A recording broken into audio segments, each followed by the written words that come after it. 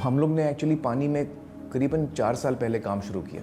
हमने जब 3 सीजन्स किए सत्यमेव जयते के, उसके बाद हमको लगा कि आगे क्या किया जाए। हम लोग एक चौथा सीज़न लेके आए, अलग अलग टॉपिक्स लेके, या किसी एक विषय को लेके उसी के साथ जुड़ के काम करें, और हमको लगा हमें ऐसा करना चाहिए। तो सत्यजीत और मैं, हम दोनों सत्यमेव जयते कर रहे थे, और हमको लगा कि पानी एक ऐसा विषय है जो हमें उसके साथ काम करना चाहिए। और शुरू हम महाराष्ट्र से करना चाहेंगे, क्योंकि हम दोनों महाराष्ट्रन्स हैं, और हर साल हम देखते हैं कि यहाँ सूखा पड़ता है महाराष्ट्र में। बहुत सारे एरियाज़ हैं महाराष्ट्र में जहाँ बारिश बहुत कम गिरती है।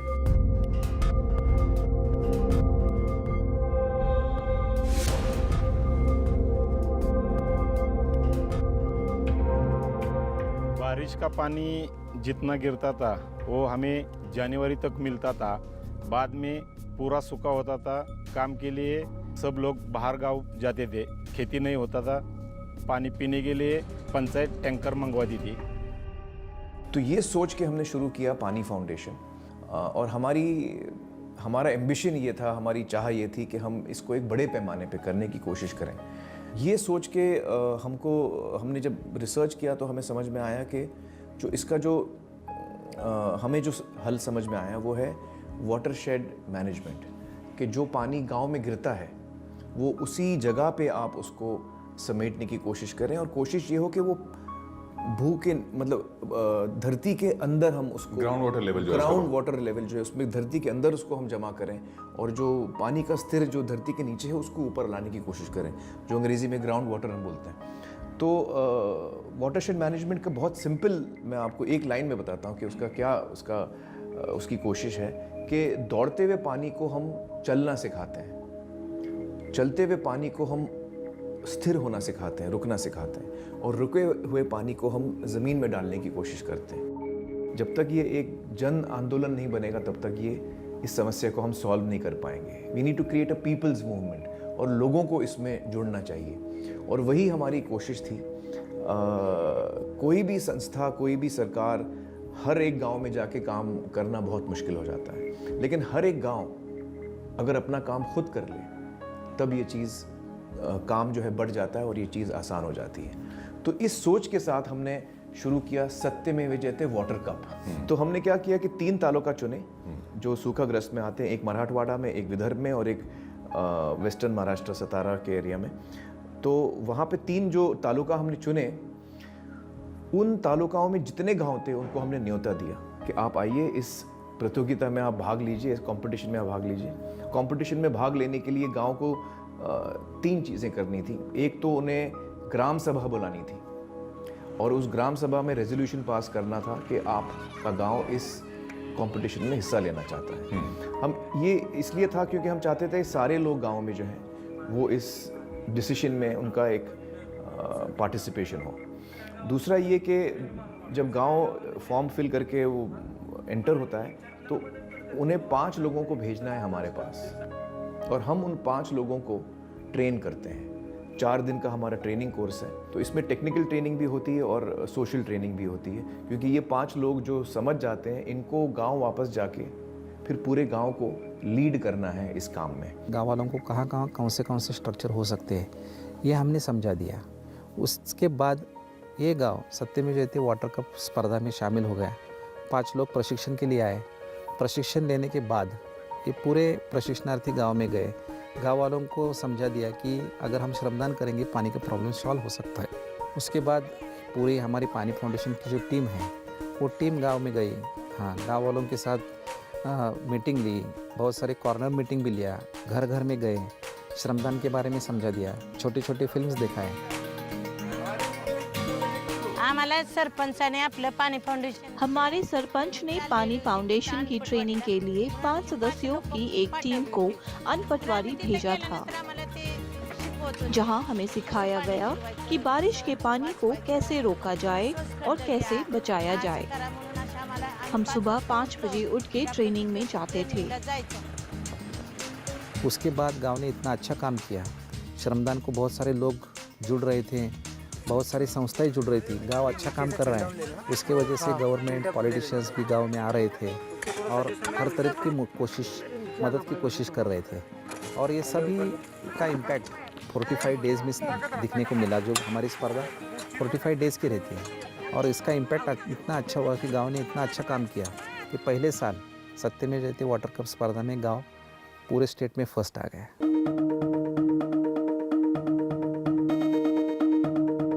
आल्यानंतर आमच्या गावात बी आम्ही तसंच राबवलं। वहाँ हमने जैसा सीखा वैसे ही अपने गांव में काम करना शुरू किया, क्योंकि आज भी हमें वो दिन याद है जब हम बूंद बूंद के लिए तरसा करते थे। फरक पडायला लागला।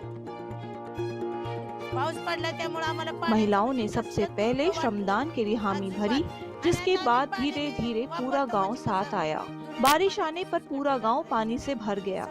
आज भी हम पानी की एक एक बूंद संभाल कर इस्तेमाल करते हैं, क्योंकि आज भी हमें वो दिन याद है जब हम बूंद बूंद के लिए तरसा करते थे। 2016 नंतर गावामधले 2016 के बाद गांव की जमीन में पानी का स्तर बढ़ गया, जिसकी वजह से लोग कमाने के लिए गांव छोड़कर बाहर गए थे। वो वापस आकर खेती करने लगे। शेती चालू केली। शेती जी आहे 50% खेती ड्रिप इरिगेशन से होने के कारण गांव के लोगों की परिस्थिति में काफी सुधार आया। आलं अशी खेती के लिए गन्ना, अदरक जैसी फसलें उगाना शुरू किया, जिससे लोगों को ज्यादा पैसे मिले और उनके आर्थिक हालात में काफी सुधार आया। ते चांगली सुधारली। तो हमारा एक्सपेरिमेंट क्या था? हमारा एक्सपेरिमेंट ये था कि अगर हम किसी गांव को नॉलेज, ज्ञान दें, तो क्या गांव खुद अपनी समस्या सॉल्व कर सकता है या नहीं। तो हमारे कंपटीशन में हमने ऐसी बहुत सारी चीज़ें डिज़ाइन की थी, और उनमें से एक ये था, ट्रेनिंग में तो खैर ये था ही, लेकिन उनमें से एक ये था कि हमने श्रमदान पे बहुत अहमियत दी कि अगर एक गांव कंपटीशन जीतना चाहता है तो जब तक वो श्रमदान का कोटा अपना पूरा नहीं करेगा उसको उसके मार्क्स नहीं मिलेंगे। तो ज़्यादा मार्क्स हमने श्रमदान के लिए रखे थे। और श्रमदान में क्या होता है कि सारे गांव वाले आते हैं और वो 2-3 घंटा इकट्ठा मिलके काम करते हैं।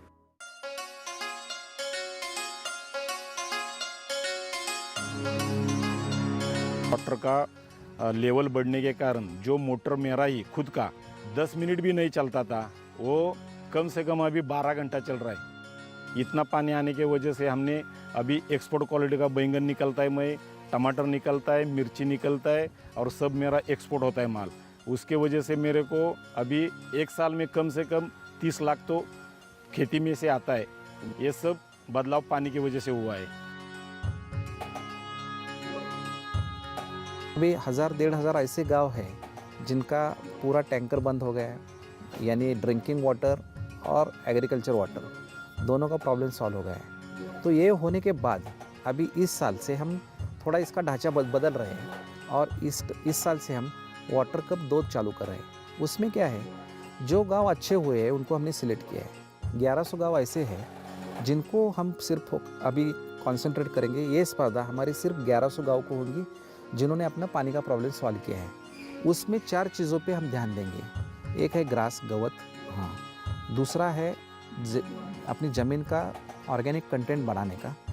तीसरा है जंगल, और चौथा है जो पानी अपने गांव में अपने मेहनत से बनाया है, कमाया है, निर्माण किया है, उसका यूटिलाइजेशन अच्छी तरह से हो और उस हिसाब से आपका क्रॉप प्लानिंग हो। ऐसे 4 चीज़ों के ऊपर ये स्पर्धा अभी होगी। स्पर्धा का नाम जो हमने रखा है वो समृद्ध गांव स्पर्धा। जो गांव अच्छे हुए हैं और आगे जाके निसर्ग के बारे में, खेती के बारे में, ज़मीन के बारे में, इकोनॉमिकली ये समृद्ध हो, इसके ऊपर अभी हमारा अगला फोकस रहेगा। देखिए, पानी को अगर हमें जमा करना है ना, तो हमको लोगों को साथ लाना है। और जब तक लोग साथ नहीं आएंगे ना, जब तक लोगों में दरार होगी ना, तो वो पानी जो है उसमें से निकल जाएगा।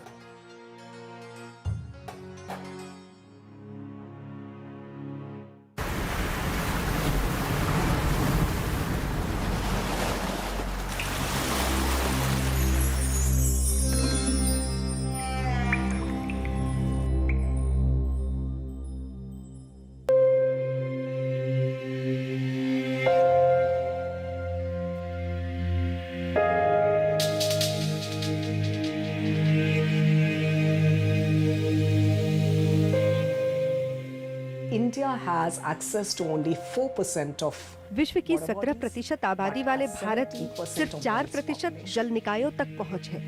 The reality is that सच्चाई ये है कि अधिकांश भारतीय किसान वर्षा आधारित कृषि पर निर्भर हैं और वर्षा का होना न होना अनिश्चित है। we believe we are an agri. हमारा मानना है कि हम एक कृषि आधारित संगठन है और इसकी वजह से हमारा भारतीय किसानों के साथ गहरा जुड़ाव है। इसीलिए स्वाभाविक रूप से वो प्रमुख हितधारक बन जाते हैं।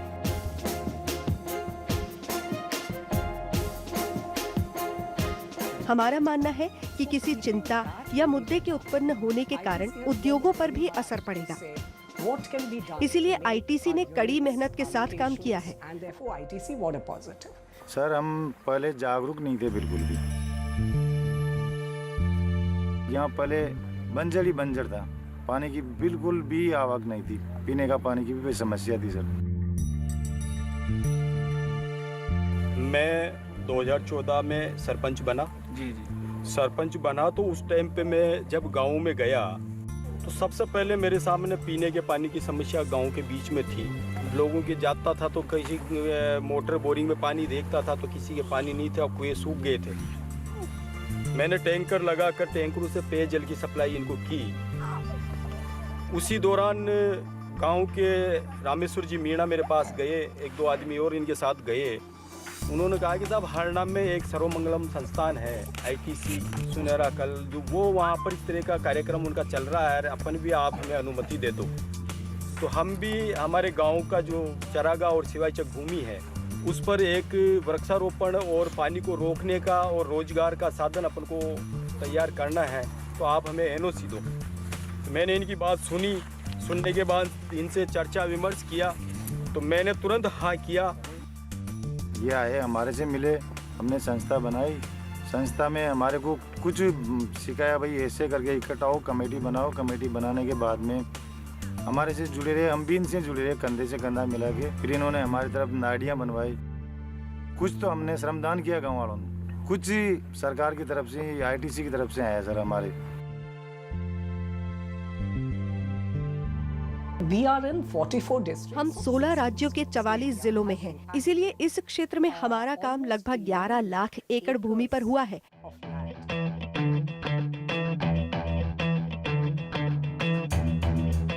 We have actually built. हमने वास्तव में लगभग 17,000 जल संरचनाओं का निर्माण किया है। छोटे खेत से लेकर तालाबों से लेकर बड़े बांधों और नदियों के आसपास की भूमि पर भी काम किया है। We have created storage capacity. हमने 37 मिलियन क्यूबिक मीटर से अधिक स्टोरेज क्षमता बनाई है। हमने इस काम से लगभग 3.3 लाख लोगों को प्रभावित किया है।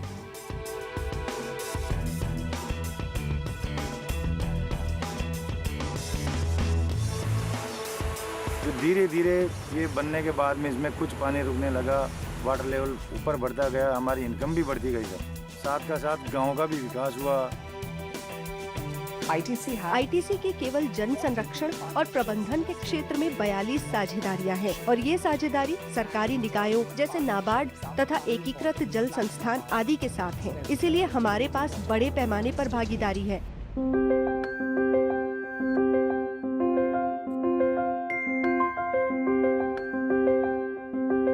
हम कोशिश करते हैं कि ये प्रोग्राम को लंबे स्केल पे कैसे लाया जा सकता है। जो पब्लिक इन्वेस्टमेंट है, सरकारी प्रोग्राम्स हैं, उसको किस तरह से इसमें उपयोग किया जाए। पानी के जब हम कोई भी काम करते हैं उससे पहले हमें कोशिश रहती है कि इस एरिया का जियो हाइड्रोलॉजी सर्वे किया जाए और उसमें हम ये देखते हैं कि कौन सा एरिया है जो रिचार्ज होगा, कौन सा एरिया है जहाँ पे हमें वाटर को हार्वेस्ट करना पड़ेगा, जिससे कि जितना इन्वेस्टमेंट हो रहा है उसका मैक्सिमम आउटपुट हम बाहर ला सकें।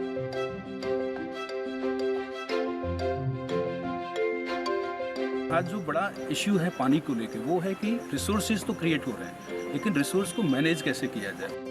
कम पानी में ज़्यादा आप उत्पादन आउटपुट कैसे ले सकते हैं। तो उसमें हमारी कोशिश रहती है कि जितना रिसोर्सेज अवेलेबल है उसके अकॉर्डिंग लोग क्रॉप लगाएं। दूसरे फंड से भी हम मीटिंग में आपस में जाने लगे तो हमारे को बीज उपचार की भी बताए, जैसे बीज भी ऐसे उपचार होगा, वहाँ से बीज मिलेगा फ्री में। तो हम जागरूक हुए। कुछ पशुधन के लिए भी हमारे के पास पैसे आए।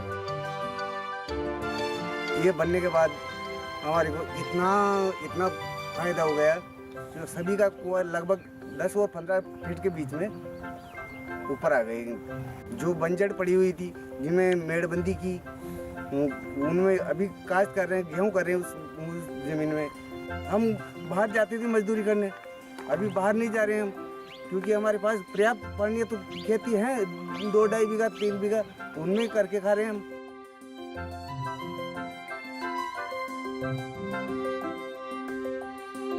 वाटर ऐसा रिसोर्स है जिसको एज ए कॉमन कैसे यूज करें, तो उसके लिए हम लोगों ने यहाँ पे बहुत सारे जल समूह बनाए हैं, जैसे लोग उसको कलेक्टिवली किस तरह से उसके ऊपर डिसीजंस लिए। तो महिलाएं हैं जो पानी से सीधे जुड़ी हैं, उन महिलाओं का जो पानी पीने के लिए लाते थे, जानवरों को पानी पिलाने के लिए हैंडपम्प पे 1-1 घंटे जो है चलाते थे, तो उनकी ट्रेजरी को रिड्यूस करने के लिए हमने वाटर अवेलेबल कराया है कि गाँव में महिलाओं को पानी पीने के लिए भी मिले और जानवरों के लिए भी मिले, खेती के साथ साथ।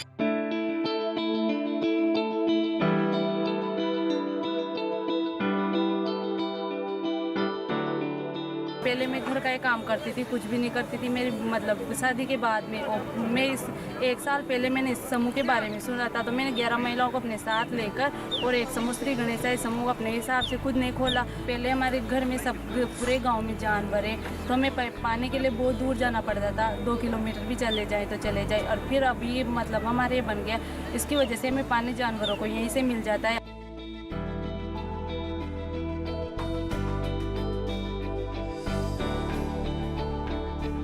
हमारे फसलें भी अच्छी होने लगी, इनकम भी बढ़ी, हम पैसे इकट्ठे करते बचत में महीने के महीने मीटिंग लेते। और मतलब जैसे मैं काम करती हूँ, जैसे योजना के कुछ भी योजना निकलती है उसमें मेरे से बोलते हैं, पेंशन के फॉर्म भरती हूँ मैं, लोन के फॉर्म भरती हूँ। समाज में महिलाओं को जुड़ने से हमारे बराबर की भागीदार बन गई है और बच्चों में भी परवरिश की सुधार हुई महिला के कारण। ये सब उसी के कारण हुआ सर, नहीं तो पहले जागरूक नहीं थे तो अंधेरे में ही थे।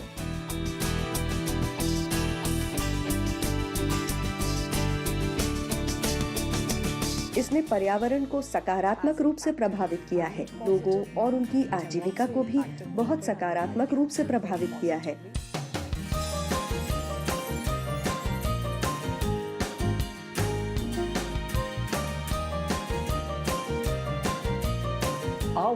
हमारे काम से मिट्टी के कटाव में कमी आई है, इसने भूजल के स्तर में सुधार किया है।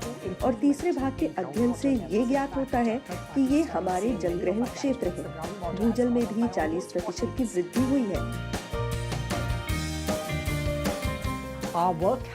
हमारे काम से वहाँ की मिट्टी में नमी बढ़ी है, जैव विविधता पर असर पड़ा है।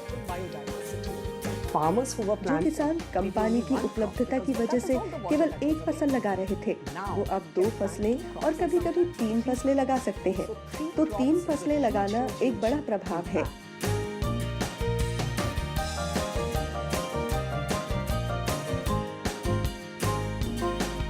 पहले समय सर जब कोई हमारा होश हुआ, हम देखे जब सरप्लस था, कहीं कुछ नहीं था, एक पानी एक चुरूस में नहीं ठहरता था। अभी देखिए सर, वहाँ जाकर के इतना हरा भरा है, गेहूँ लगा है, प्याज लगा है, मकई लगा है, मटर लगा है, चना लगा है, सब तकनीक सर इकट्ठा माना भी 30 मन का बीघा धान होता है।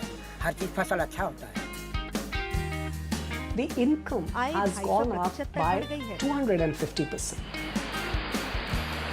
पानी तो बरसा, लेकिन पानी को रोकने का जो सिस्टम डेवलप किया है संस्था ने, उस पानी से हमें लग रहा है कि 3 साल तक हमारे अब बारिश नहीं होगी तो पानी पर्याप्त होगा।